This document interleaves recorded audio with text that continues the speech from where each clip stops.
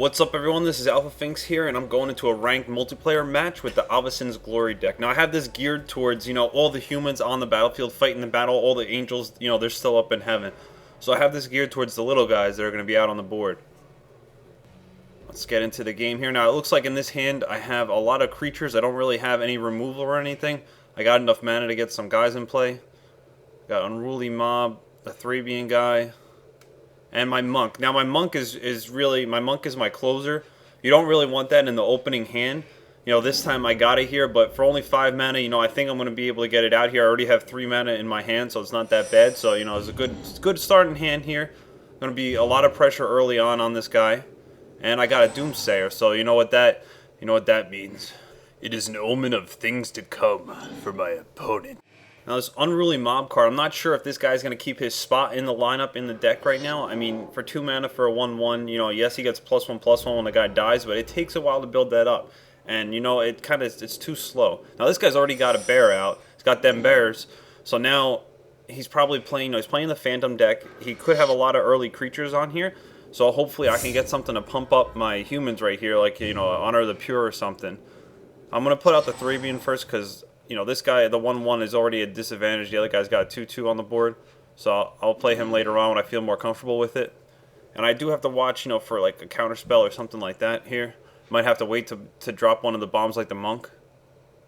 Looks like this guy's trying to decide if he wants to, hold off playing anything or if he wants to cast something this turn right here. Let's see what he ends up doing. I want to get my Cather out. I love this card because you always place, you place 2 +1/+1 counters on the human. So that's a nice pump up right there when the thing dies. So I like those cards that are hard to get rid of like that, Makes it very difficult for the opponent.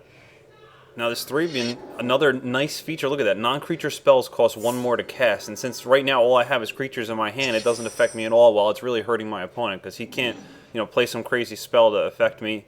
He's got to only play the creatures or he's going to have to waste an extra mana.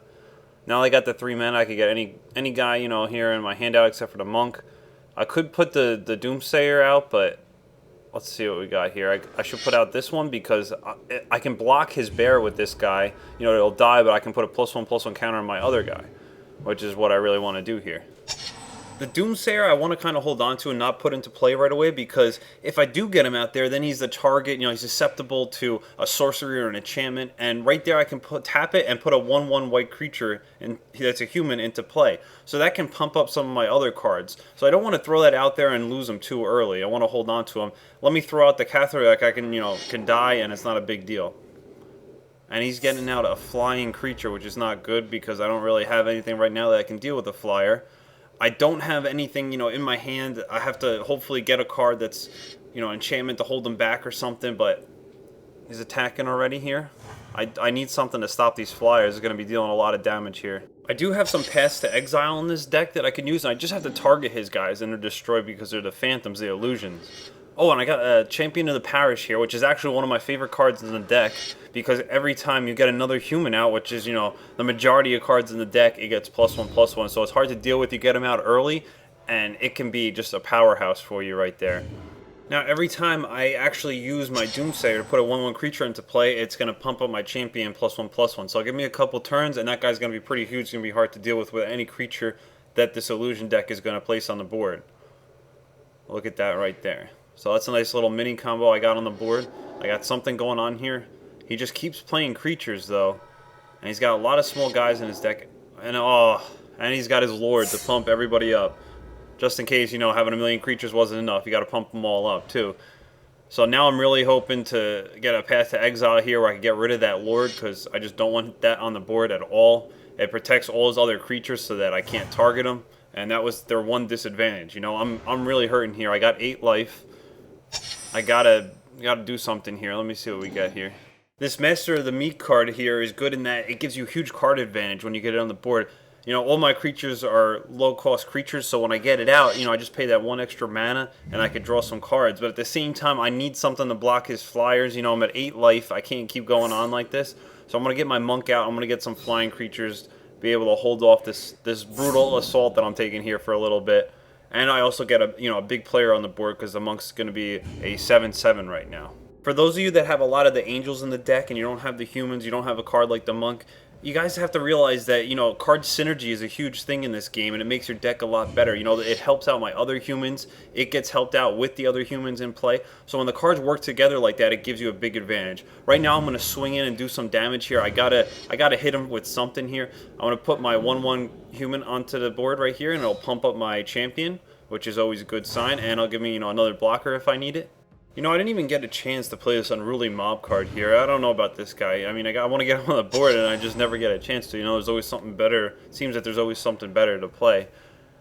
Right now, he only has 3 mana, but now it looks like he's trying to figure out. I have a lot of creatures on the board, so I got him a little nervous. He wants to hold back. He's at 14 life. I'm only at 8 life, though, so he should really attack with, some of the flyers here and get in there for some more damage, try and finish me off before I get, even more creatures on the board, especially when I have the Doomsayer. I could just, print guys out there. All these illusions, every card he has is an illusion, except for his Lord right there. He decided not to attack there, so I actually held in. Of course, I draw, a land, which I don't need any more lands drawn at all. None of my cards are that high mana cost. I want to play this Unruly Mob now by getting the Mentor out first. You got to make sure you play the cards in the right order. Play the Mentor, play the Mob, and then I can pay the mana, 1 mana right here, and I can draw an additional card. And now we're going to start seeing that card advantage come in. So now I just got a card, what would it take me another turn? The Gold Knight Commander. So now this, another mini combo, when I couple this with the Doomsayer, that means I can keep giving +1/+1 to all my creatures in play, which is a pretty cool feature right there. My Monk is now a huge guy. My Champion's huge. And my Cat there, I can just throw him in there because he can die and pump everybody else up. So that's always good. I really like that Gold Knight Commander card. I've seen that, a lot of games where I've played even against people and they've used it against me, and it's just worked really well. Let's see how he blocks this here.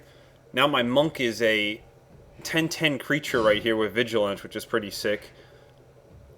And I'm going to wait to play the Doomsayer. You always got to wait until, he chooses the blockers in case he screws something up, thinks he can block and deal enough damage, and then you pump out, your 1/1 guy, and it pumps up the Monk and the Champion, and you could maybe surprise him. This guy seems to know what he's doing. It didn't work.